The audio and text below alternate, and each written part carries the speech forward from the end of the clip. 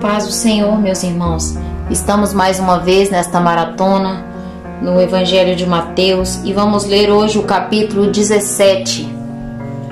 6 dias depois, Jesus levou consigo Pedro e os 2 irmãos, Tiago e João, até um monte alto.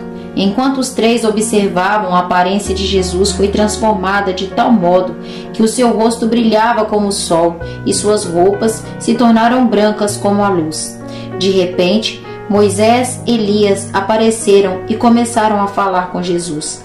Pedro exclamou: Senhor, é maravilhoso estarmos aqui. Se quiser, farei 3 tendas. Uma será sua, uma de Moisés e outra de Elias. Enquanto ele ainda falava, uma nuvem brilhante os cobriu, e uma voz que vinha da nuvem disse: Este é o meu filho amado, que me dá grande alegria.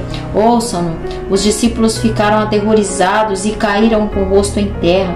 Então Jesus veio e os tocou. Levantem-se, disse ele, não tenha medo. E quando levantaram os olhos, viram apenas Jesus. Enquanto desciam do monte, Jesus lhes ordenou: Não contem a ninguém o que viram, até que o Filho do Homem ressuscite dos mortos. Os discípulos lhe perguntaram: Por que os mestres da lei afirmam que é necessário que Elias volte antes que o Cristo venha?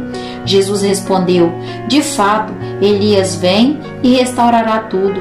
Eu, porém, lhes digo: Elias já veio, mas não o reconheceram e preferiram maltratá-lo. Da mesma forma também farão o Filho do Homem sofrer. Então, os discípulos entenderam que ele estava falando de João Batista. Ao pé do monte, uma grande multidão os esperava.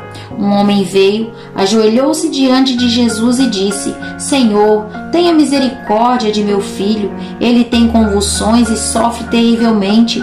Muitas vezes cai no fogo ou na água. Eu o trouxe a seus discípulos, mas eles não puderam curá-lo. Jesus disse: Geração incrédula e corrupta, até quando estarei com vocês? Até quando terei de suportá-los? Tragam o menino para cá. Então Jesus repreendeu o demônio e ele saiu do menino, que ficou curado a partir daquele momento. Mais tarde, os discípulos perguntaram a Jesus em particular: Por que não conseguimos expulsar aquele demônio? Porque a sua fé é muito pequena, respondeu Jesus. Eu lhes digo a verdade, se tivessem fé, ainda que do tamanho de uma semente de mostarda, poderia dizer a este monte: mova-se daqui para lá, e ele se moveria. Nada seria impossível para vocês, mas essa espécie não sai senão com oração e jejum. Quando voltaram a se reunir na Galiléia, Jesus lhes disse: O Filho do Homem será traído e entregue em mãos humanas. Será morto, mas no 3º dia ressuscitará. E os discípulos se encheram de tristeza.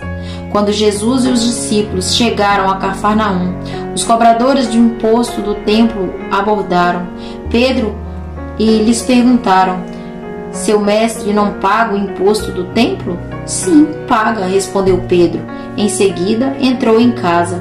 Antes que ele tivesse a oportunidade de falar, Jesus lhe perguntou: O que você acha, Simão? O que os reis costumam fazer? Cobram impostos de seu povo ou dos povos conquistados? Cobram dos povos conquistados, respondeu Pedro.